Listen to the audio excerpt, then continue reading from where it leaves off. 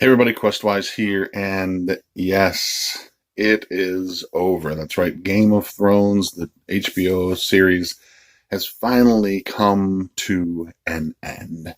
But doesn't mean the adventure is over. Today we're going to talk about Song of Ice and Fire, the role-playing game by Robert Schwab, and a few ideas on how to sort of make the story your own. I know there's been a lot of controversy over this show. Now, there are millions of views worldwide who love this series, the shows and the books, all of it. And then there are millions of people who are very upset with the way that it all ended. We're not here to talk about any of that. We're not here to discuss the controversy. We're not here to discuss the show or the writers. We're here to discuss about if you're a fan of A Song of Ice and Fire, the book series, or the Game of Thrones TV show, how to make that world your own by using this particular game. I'm planning on putting together a campaign currently. I'm talking with a few people, seeing who's interested. It will probably be something that we might do via Discord over on the Victory Condition Gaming's Discord channel. If you haven't checked that out, I'll try to put a link down below to go check that out. It's an amazing space if you're a fan of Victory Condition Gaming, or you're just a fan of Discords, or you're just a fan of games in general. This is a great place to go check out. And I'm talking to a few people who I think might be really interested in putting together a game of this. If you haven't seen this game before, this is a tabletop role-playing game based on George Martin's works, the book series itself.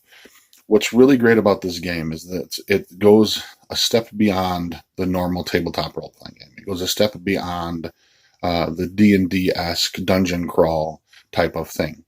In it, you do create a character in which you would adventure throughout the worlds of George Martin's creation, throughout Westeros, the Seven Kingdoms, what have you.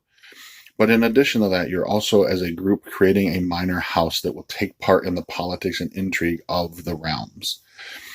This to me is fascinating because it opens up a big world of opportunities of role playing above and beyond meeting with a group at a tabletop, which I find very interesting. So the sort of political machinations and movements and intrigues of your house can be done anytime. It can be done via text. It can be done via Discord. It could be done, via a phone call, video chat, if you would.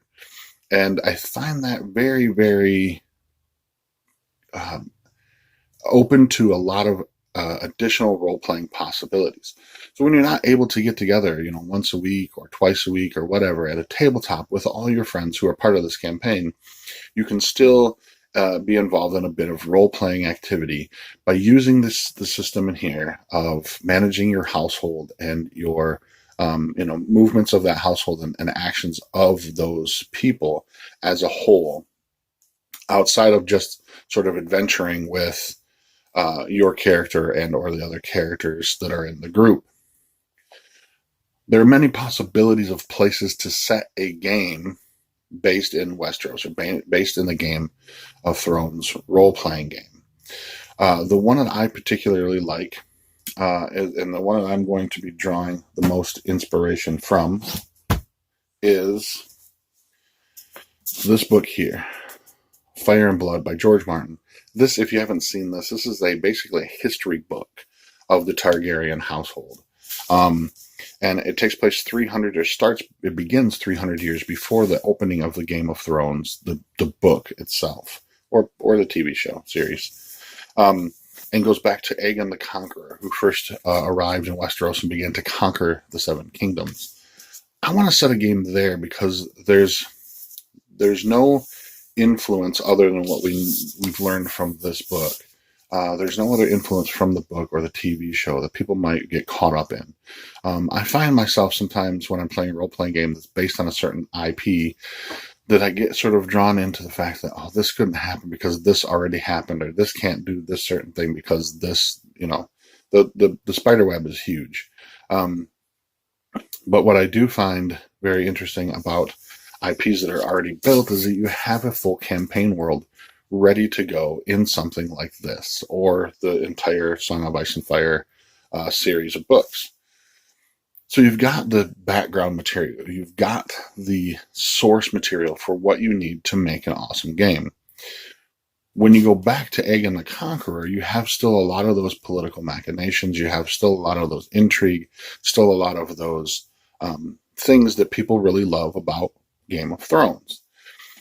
In that it's earlier, though, you don't have to worry about sort of all the stuff that's happening in the books and or the TV show.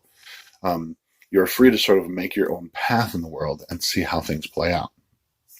When Aegon the Conqueror shows up, there are two sides of people basically to this whole thing. Those who submit to his rule as the Dragon King, or those who oppose him. And that's going to be the basis of the campaign that I want to run, is that you will build a minor house, and your minor house is there when Aegon the Conqueror comes and begins to subjugate the land of Westeros. Then you must make your decision.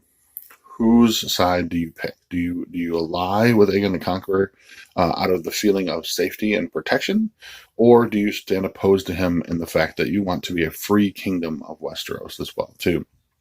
So I think there's a lot of possibilities there of actually playing at a tabletop with your characters doing adventures and stuff, but there's also a lot of ability to do outside the box kind of gaming, in that you can use your house to perform certain things. You could send a spy to a different house. You could do, you could do open warfare if your house becomes powerful enough.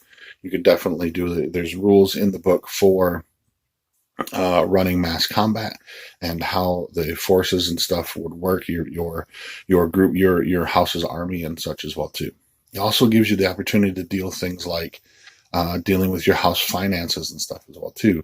And do you borrow money from another larger house, say the Lannisters or the Iron Bank, those kinds of things. So it opens up a whole world of great opportunities of stuff to play. Now, if you're a fan of the TV shows, because we know the book series isn't finished yet, and George Martin is hopefully going to do that soon. We know there'll be a few more books still on the way. But if you're a fan of the TV show, you're also left open to a whole new realm of stuff as well too. I'm not going to put any spoilers up here in case anybody hasn't seen the finale yet, but it leaves us to a point where there are still more stories to tell. And, what comes after all this happens? This comes to a point, comes to an end. Where do we go from here? And what are the lands like after all of this stuff happens? So there's a possibility of going there as well, too, without having to worry about interfering with storylines within the book or the television series as well too. If you haven't had a chance, I highly recommend. I believe right now via the Humble Bundle package, and again, I'll try to find a link for that as well down put it in the notes down below. But I believe the entire Song of Ice and Fire role-playing games books are available in PDF through the Humble Bundle right now because of the popularity of the show. But if you can get a copy of the hardcover, fantastic book to have. It's always great to have it part of your collection. It has some really great ideas to use in other games as well too. The house management rules are amazing, though they are pretty tied to the setting. You could probably use a lot of that stuff elsewhere in other types of games. The open mass war, combat and warfare rules are very, very well done as well too. And if you haven't checked this out, again, it does not read like a novel. It does read like a history book. Excuse me, one of the maesters has actually written about the House Targaryen and their history. This is actually part 1 of 2. It's a massive book. It is fully illustrated. It does have some illustrations in it as well too that are really, really beautiful. So go and check those out. If you have any comments, thoughts about role-playing in the land of Westeros, drop them down in the notes below, and I'd love to start a conversation with you. Until next time, I'm Questwise, and I am out.